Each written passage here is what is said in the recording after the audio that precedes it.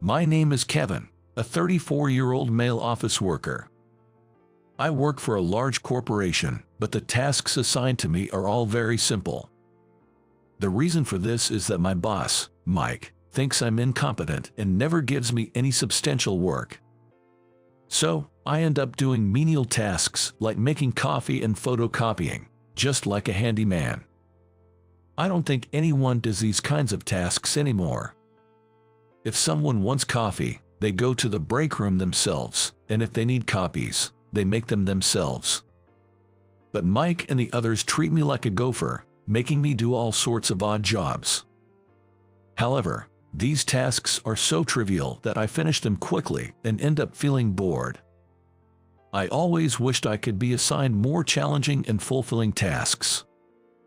I pride myself on being diligent, but I'm not assertive, so I never stand up to Mike or the others. This has been the case since childhood. In school, from elementary to high school, I was constantly teased by a classmate named Nick. Nick called me a gloomy guy and always laughed at me. Indeed, if I had to choose between being cheerful or gloomy, I'd fall into the latter category. I didn't hang out with the others and spend my breaks reading books or writing stories, so I didn't have any friends. When Nick saw me drawing or writing, he would say things like this: "Yuck, you're drawing pictures even though you're a boy. You're really creepy. Hey, why would you say that? I don't think it's weird at all." Yes, it's weird. I mean, all other 5th grade boys like soccer or baseball, but you're the only one drawing in the classroom. Look, everyone. Kevin is drawing strange pictures. Stop it, please, give it back. Try to take it back if you're so upset. Here. Nick had been harassing me like this since elementary school. He was so unpleasant to be around, but unfortunately, we ended up in the same middle and high schools, which was the worst. In high school, our class decided to do a play for the cultural festival, and Nick, wanting to tease me, nominated me for the lead role. I hated standing out, so I was truly shocked. Kevin should play the lead role of Romeo. What? I think Kevin has great acting skills and will perform wonderfully. I've known him since elementary school, so I know everything about him. Therefore, the role of Romeo should be Kevin's. Just wait a minute. Despite my protests, everyone agreed, and I ended up playing Romeo in Romeo and Juliet, albeit reluctantly. The girl who played Juliet was crying, saying, "I wish I could have performed with a more handsome guy." That was a shock to me, too. I knew I wasn't particularly good looking. I felt sorry for my parents, but I thought my facial attractiveness was below average. Although the girl seemed displeased, the play was a success, and we received a round of applause. But I hated being the center of attention and really wanted to disappear. While everyone else went to a barbecue restaurant to celebrate, I curled up in bed at home. Because of these experiences, I'm still very timid. I can speak up to those in higher positions, so I thought I would continue doing an interesting work. One day, a woman came to our headquarters from a regional office. Her name was Elizabeth, and she was going to be my new boss. She was about 5'3", but she looks a bit taller because of her high heels. Additionally, she's a beauty with a well-defined nose and fair skin. I wondered what I'd do if my direct boss turned out to be a tough character. But Elizabeth wasn't harsh at all and treated me kindly. "Kevin, could you help me with this document preparation?" "Me? Do the document preparation?" "Yes, I was going to ask someone else, but everyone is busy and refused. It's not that you seemed free. Please don't take it the wrong way." "No, I'll do it. Please use me if you think I can be of help." "Great, then I'm counting on you." Elizabeth gave me a task. I was thrilled to finally have a meaningful job after such a long time. Having only done mundane tasks until now, I devoted myself fully to document preparation. Thanks to my efforts, I managed to create a document that was easy to understand and neatly organized. "Elizabeth, I've finished this. Is it okay like this?" "Oh, thank you, it looks great." It's nice and easy to understand when it's organized so cleanly. Kevin, you're good at preparing documents, aren't you? Well, yeah, I do like doing this kind of work. I'll ask for your help again then. Yes, of course. I felt elated all day because Elizabeth praised my document preparation. But my mood was dampened when Mike called me in and assigned me yet another tedious task. It was to bind printed data into files in the document room. I wondered why he couldn't do such a simple task himself. Moreover, there were 3 boxes worth of files to organize, which was quite a task. My back started to hurt, and by the time I finished, I was completely worn out. I couldn't help but think to myself, they shouldn't have let it pile up this much in the first place. Back at my desk, I saw Elizabeth working diligently. There was a pleasant scent coming from her. Perhaps it was the fragrance of her perfume. I realized I was quite taken with Elizabeth. Or more accurately, she had become quite a significant figure to me. Elizabeth, a graduate of a prestigious university in the city, and having studied abroad in the U.S., exuded an intellectual aura. No wonder many male colleagues were aiming for her. They probably wanted a smart and beautiful woman like her as their girlfriend. Elizabeth, though younger than me at 30, was already a section chief. Being intelligent, attractive, and stylish, she was a woman who couldn't be ignored by anyone. During breaks, male colleagues would flock to invite her to lunch. But she would politely decline everyone's invitations with a smile. Then, she would sit alone at her desk, nibbling on a sandwich. I also preferred eating deli lunches at my desk, so I felt a sense of camaraderie and was somewhat pleased by this similarity. I dislike crowded places like the cafeteria, and I hate going there alone. Once, when I went to the cafeteria by myself, a female colleague said, "Look, there's a loner," and laughed at me. Since then, I never went back. Eating at the popular lunch outside is a hassle because of the lines, and I'd have to rush my meal to get back on time. I didn't want to rush my meal, so deli lunches were more than enough for me. Elizabeth was kind to other female colleagues, but they said she was standoffish because she was an elite. I didn't see her that way. It seemed more like jealousy. She was attractive, had a good figure, and a solid education, so there was a barrier. Also, other female colleagues were married or had children. They would say to her, "You wouldn't understand because you're single." I felt sorry for Elizabeth. She might have her reasons for being single, and I wished they would just leave her alone. Middle-aged women would say, "You better get married soon, or you won't be able to have kids," which was none of their business. No one would want to hear such comments from their peers. Even if I were a woman, I thought I couldn't bear it. But Elizabeth never got angry. Instead, she always laughed it off. One day, Elizabeth said to me, "Could you accompany me to a business meeting tomorrow?" Me. "Yes, I want you to learn. We're planning to collaborate with company to create food products for patients with a certain disease." "Wow, really? Well then, I'll go. I'm not sure if I can be of any help, though. I'm just an inexperienced office worker, after all." "Don't talk about yourself like that. You're working hard, aren't you, Kevin?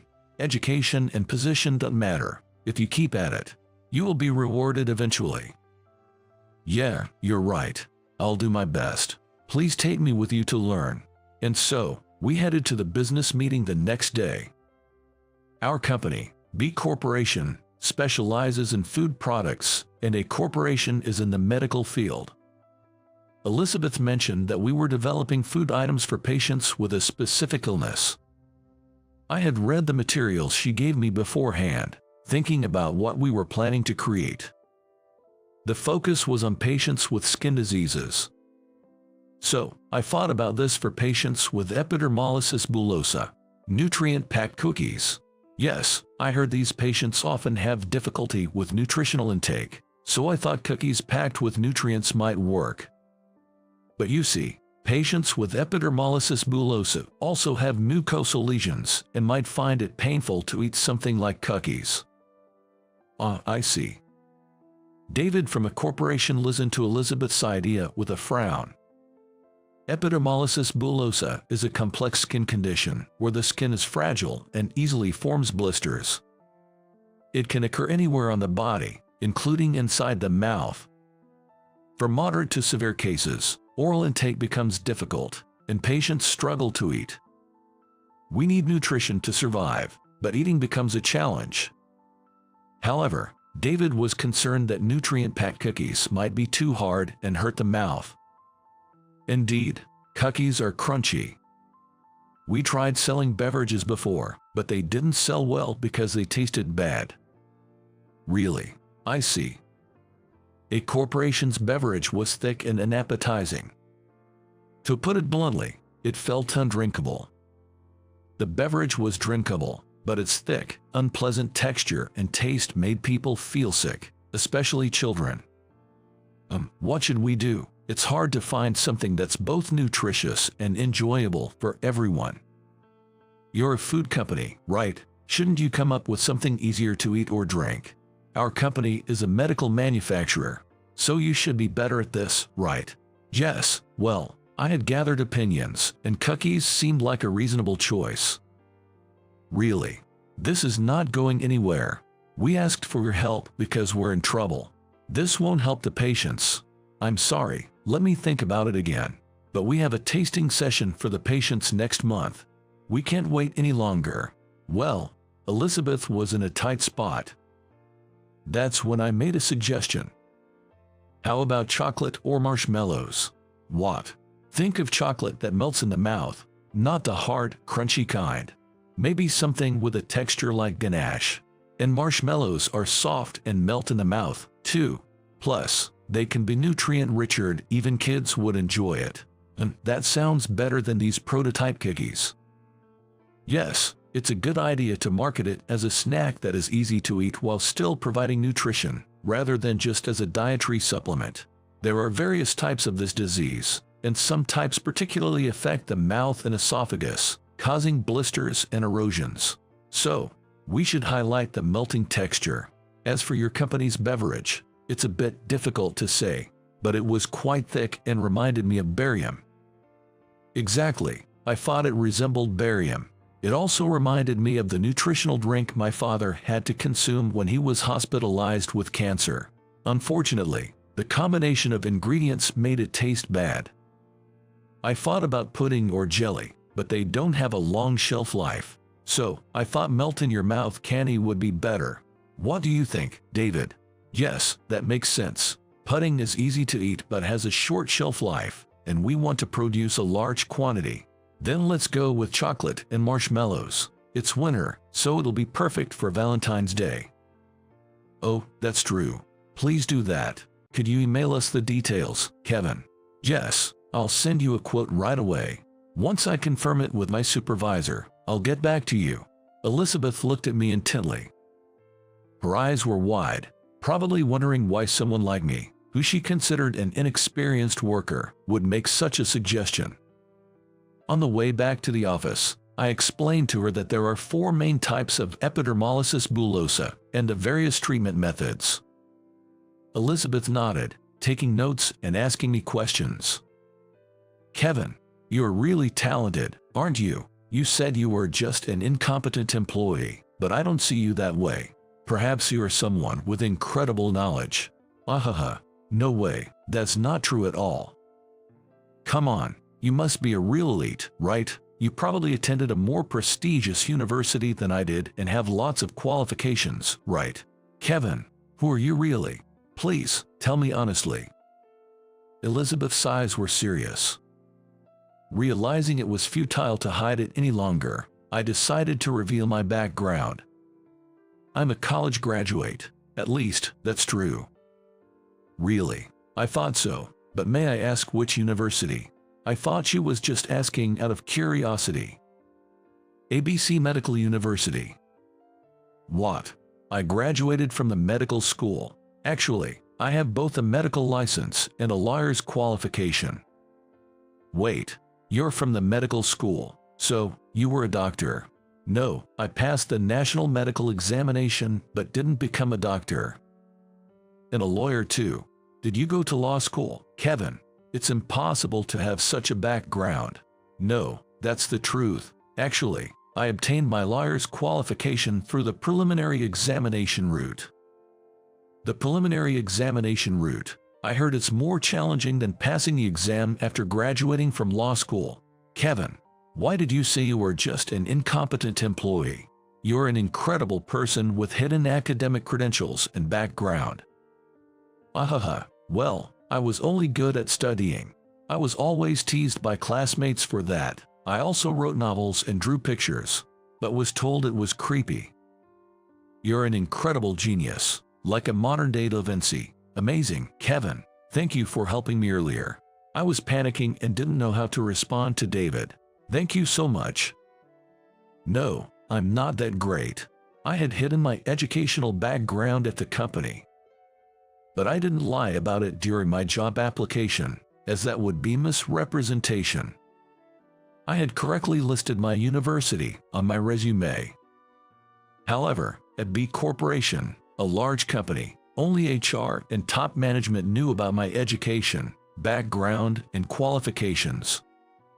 Mike and other colleagues probably thought I was just another graduate student. Since medical school is a 6-year program, they assumed I was a graduate student.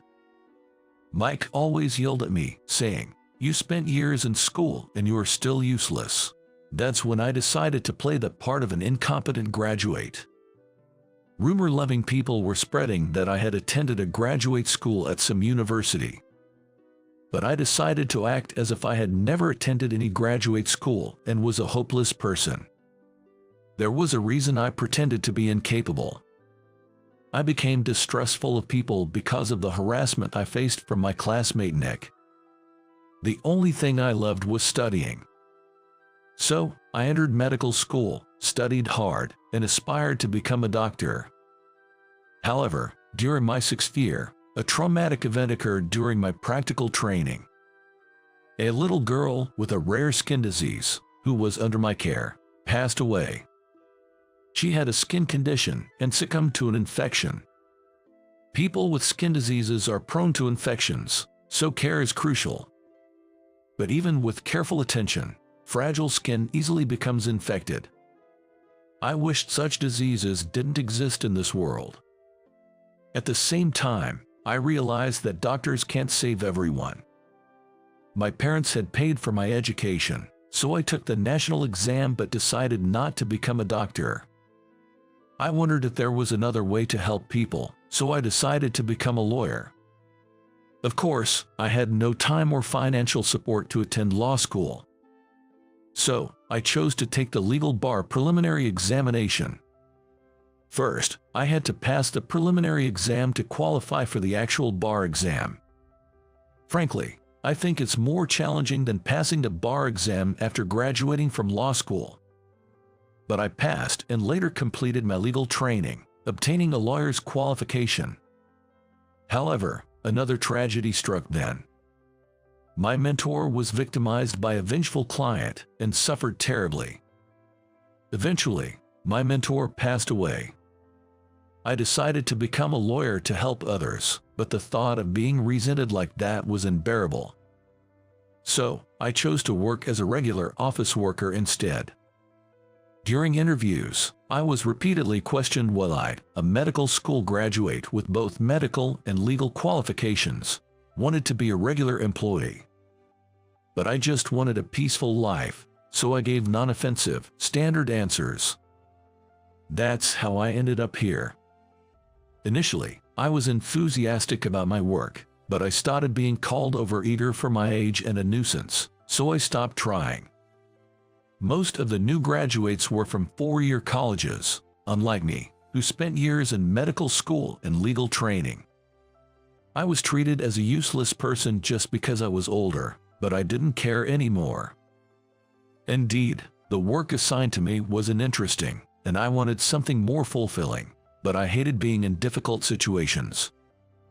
I just didn't want to take on any responsibility. But this time was different. Elizabeth was in trouble, and I wanted to help her. Since she had recently been paying attention to me, I just thought about what I could do for her. When I shared my past with Elizabeth, she had tears in her eyes. I felt a bit happy realizing she was crying for me. Kevin, you're a very kind person. Perhaps you were too kind, which made it hard for you to become a doctor or a lawyer. But I think that's nothing to be ashamed of. It just means you have a pure heart. Do you think so? Oh, right. I need to email David. I'll hurry and make the estimate. Can I also prepare the documentation? I think I can do it in about an hour. Really? In just 1 hour? You're truly amazing. I'm so surprised. It's not that big of a deal. All right, I'll leave it to you. I prepared the documents and the estimate and attached them to an email. When I sent it to David, his boss called early the next morning. His boss liked my idea and wanted to place an order. A corporation sells medical devices and supplies, but also nutritional supplements. They sell supplements and similar products. They were planning a joint development project, combining their supplement powder with our company's confectionery ingredients. Our chocolates and marshmallows were inexpensive but popular for their delicious taste. I asked the development department to adjust the texture to create melt-in-the-mouth chocolate and marshmallows. We had to ensure that the addition of a corporation's supplement powder didn't ruin the taste or texture. They planned to sell it as a private brand in a group's pharmacies, among other places.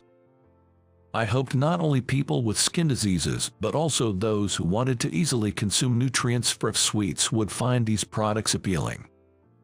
Once we received the order from a corporation, we worked at a rapid pace to develop the product. We created smooth-textured chocolates and marshmallows that melted softly in the mouth. When David tried them, he was full of praise. This is incredible. I didn't expect such smoothness from chocolate. It's not as soft as ganache but melts the moment it's in the mouth. Yes, we made it so it wouldn't melt easily in your hand, yet melts delightfully in your mouth. Let me try the marshmallow. Wow, it melts too. It's like meringue dissolving. Jess, we worked on making it fluffy and melting. What do you think? It's great. It doesn't taste like a typical nutritional supplement, and I think people with illnesses, even kids, will happily eat it. It's bound to be popular. That's great to hear. Thank you. Can you take a large order for next month? Yes, we'll do our best. We did it, thanks to you, Kevin. It's not just me. It was possible because of the development team, and your suggestions were very helpful, Elizabeth. No, my suggestions weren't that significant. No, they were very helpful. Since the successful launch of our new chocolate and marshmallow products, we have been extremely busy. Orders started pouring in, and we received inquiries from many clients besides pharmacies. With so many orders, we definitely need to increase our production capacity. Yes, but we also need to find more suppliers for our materials, and we need to expand our production lines. I wonder if there's a suitable location. We all started looking for a factory. Ultimately, it was thanks to a corporation's assistance that we found a large one. They had greatly benefited from our partnership, so they introduced us to a factory they knew as a gesture of gratitude. Once production began in the factory, we were able to achieve significant sales. Our products were well received not only by patients but also by the general public, who purchased them in large numbers. Of course, a corporation's tasting event was a huge success, and we were thanked for it. I had never been thanked like this before, so it made me very happy. We did it. This quarter's profits are likely to soar, thanks to you, Kevin. I really appreciate it. Yes, it's all thanks to everyone's efforts, and thank you too, Elizabeth. No, I didn't do anything worth being thanked for. Jess, you did a lot. How about we go out for drinks to celebrate? Both a corporation and our president Aaron are delighted with the event's success. With me. Is that a problem? No, no, I'll come. I'd never been out for drinks alone with a woman, so my heart was pounding. Elizabeth took me to a stylish bar, and I entered, feeling nervous. It was a bit dark, like a grown-up's hideaway. I'd never been to such a fancy place and wondered how to handle the bill. Elizabeth seemed to be a strong drinker, ordering several rounds. I was slightly tipsy by my second drink, my heart racing. I had never imagined enjoying drinks like this with such a wonderful person, almost like a date. I realized I was deeply in love with her and impulsively confessed. It was my first confession ever. Elizabeth, I like you. Sorry for saying this so suddenly. I honestly expressed my feelings to her. It was a heart-thumping moment, my first ever confession. She looked surprised at first but then smiled warmly. Really? That's great. I like you too, Kevin. What? You didn't realize. I always ate at my desk because I wanted to be with you. I thought you had some reason for not going to the cafeteria. Making a woman say this, isn't it normal to want to be with someone you like all the time? You like me. Yes, I've liked you from the beginning. You're hardworking, sincere. It's not about your education. I've been watching you all this time. Is that so? Elizabeth and I, both blushing, walked home hand in hand. Our hands felt warm, maybe because we were tipsy. It was a moment when I realized I'm really happy. Until now, I think I've lived a life filled with worries. Despite having a gifted mind, I never fully engaged in anything due to my personality.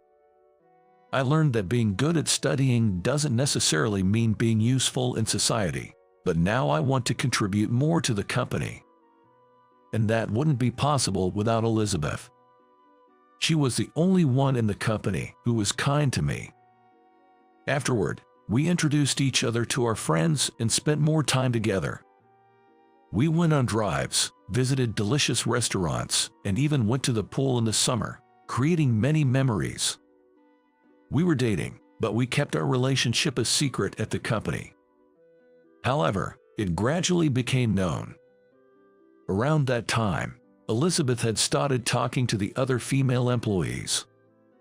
She had been disliked by some for being perceived as overly intellectual, but those employees apologized to her.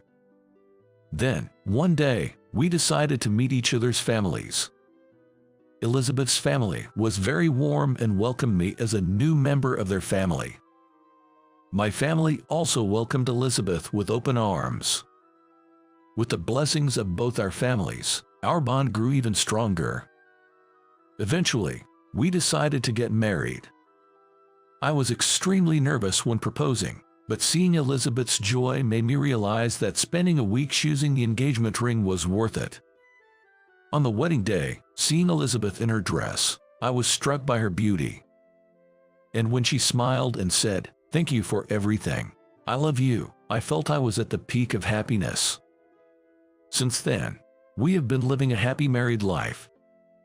Meeting Elizabeth was the greatest fortune of my life.